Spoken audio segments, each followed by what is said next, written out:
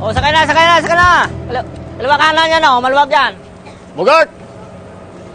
Bogart! Sakay na! Ilan pa? Dalawa na lang po. O, sakay na, sakay na, sakay na. Papa? Oh, dalawa! Ay! Oh, dalawa! Ito, ito! Ayan, Sakay na, sakay na. Ah, sige! O, sakay na, sakay na. Papa? O, bato na. O, bato na. Papa, sandali! Papa!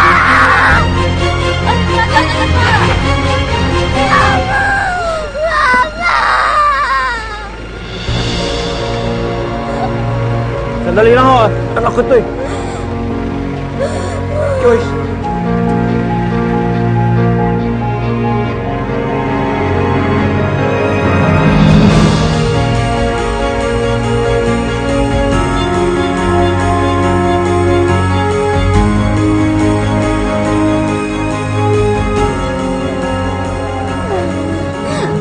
Papa, bakit di mo kami inanak?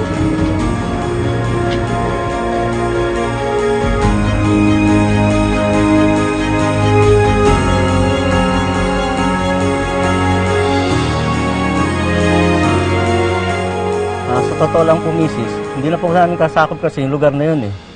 Pero wag po kayo mag-alala. Makikipagtulungan po kami sa mga barangay doon para mahanap po natin yung anak ninyo. Mga bossing, parang awa nyo na, pakibilisan lang kasi gumagabi na eh. Babae yung anak ko. Sana naman naiintindihan nyo. Pakiramdam ko, di ba?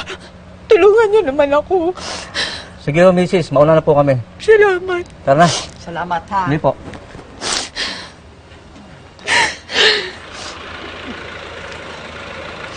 Dito kami nakatira pa.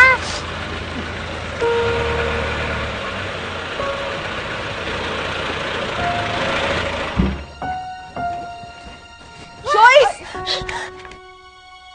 Joyce, ano bang nangyari sa iyong bata ka, ha? Saan ka nang galing? Alalang-alala ako sa'yo. Ma, nandito na po si Papa. Nakita ko po siya. Po siya.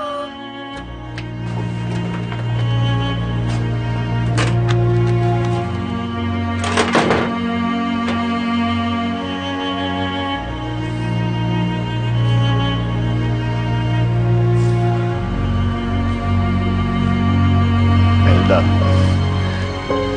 Walang hiya ka! Walang hiya ka! Hayop ka! Hayop ka! Bakit ganyan ka lang, ha? Tawag ako ng tawag sa amo mo sa Saudi. Wala ka doon? Ha?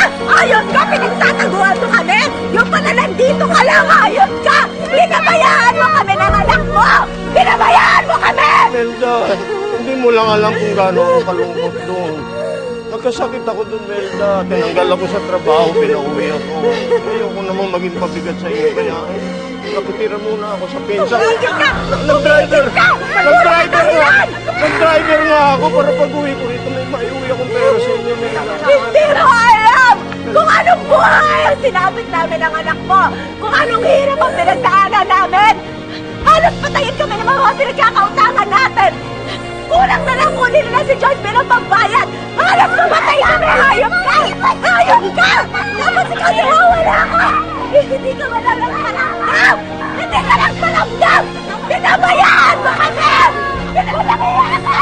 Hayop ka! Hayop ka! Pinabayaan mo kami!